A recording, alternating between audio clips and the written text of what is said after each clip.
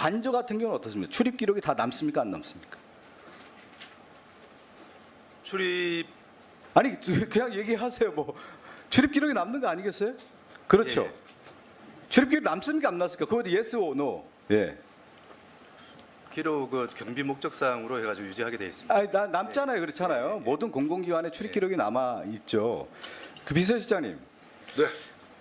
그 예를 들어서 공식 직함이 없는데 회의에 참석할 수 있습니까? 없습니까?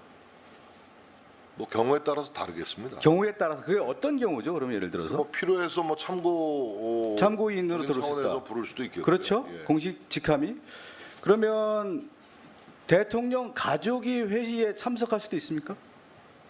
그런 경우는 전 대통령 못 봤습니다. 실장 되고 나서 그 일을 못 본 적은 봤습니다. 없으시죠? 지금 여기 초기 대통령실에 있었던 분 계신가요 여기요? 제가 좀 제보를 받았는데 어떤 제보였냐면 김건희 여사의 오빠죠. 대통령의 처남 김진우 씨가 대통령실에 출입을 했고 권력 초기죠. 지금은 아닙니다. 권력 초기에 대통령실에 출입을 했고 그 출입한 이후에 공식이든 비공식 회의에 참석했다라는 거예요. 우리 비서실장 잘 알겠지만 언론인들을 다 알지 않습니까? 어느 정도 내용에 대한 것들. 그리고 또 하나는 대통령실에 근무했던 사람들이 이미 나가서 얘기를 하기 시작하고 있는 거예요.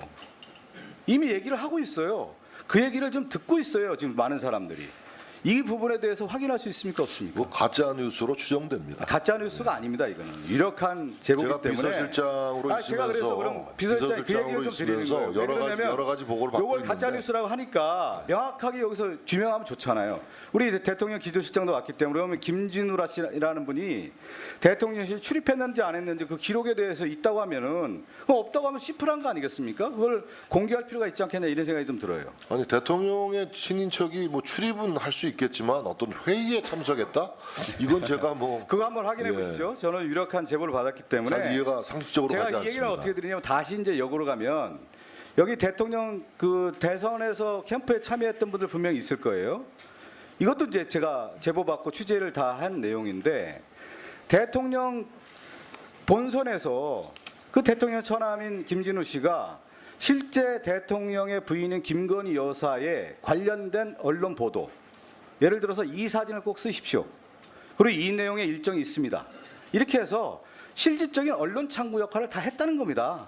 그건 알고 계셨습니까? 대통령 선거 과정에서. 네, 대통령 선거 과정에서. 글쎄요, 뭐 대통령 선거 과정에서는 여기- 뭐 온 가족이 여기 있기 지금 때문에 그 대통령실에 어떤 일이 있고 있었는지 대선 과정에서 모르겠습니다만 있었던 분 중에 국회의원들 여기 계세요.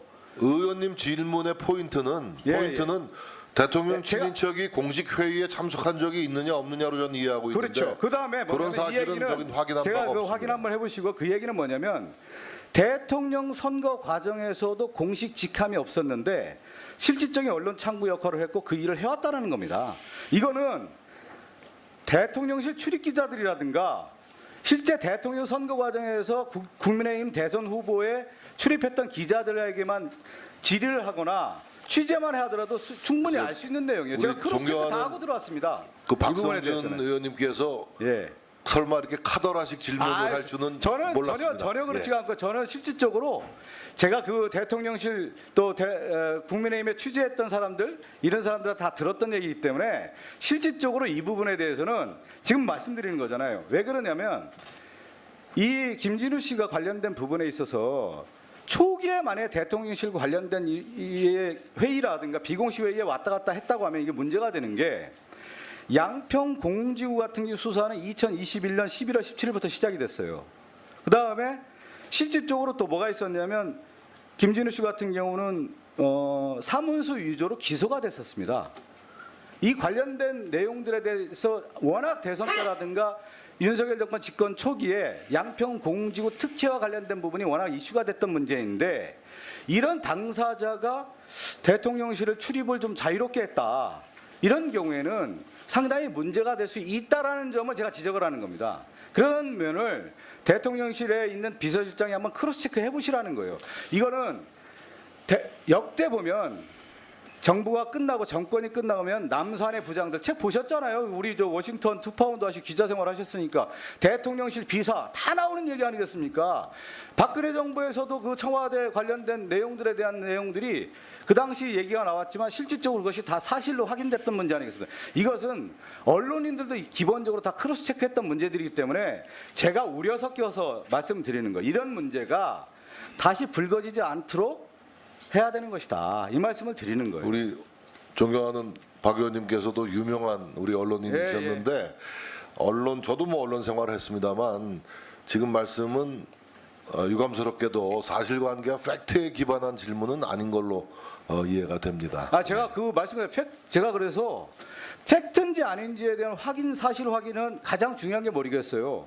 대통령실 출입 기록이 있느냐 없느냐에 대한 부분을 가지고 확인할 수 있는 문제 아니겠습니까? 이 문제는 대통령실 출입 기록 여부가 대통령실의 공식 회의석상에 대통령 친인척이 참석했다라는 것을 연결짓기가 좀 어렵지 않겠습니까? 지금 그러니까 제가 윤석열 정권 2년 반 기점으로 해서 지금 이런 얘기들이 나오고 있고 실제 대통령실에 근무했던 사람들이 얘기하고 다닌다고 합니다. 그것은 제가 체크를 했던 문제이기 때문에 실제 그런 일들이 있었는지에 대해서 유심 있게 한번 보시고요.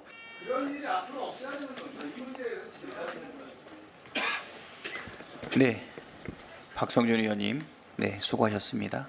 네, 의사진행 발언, 네 2분 드리겠습니다.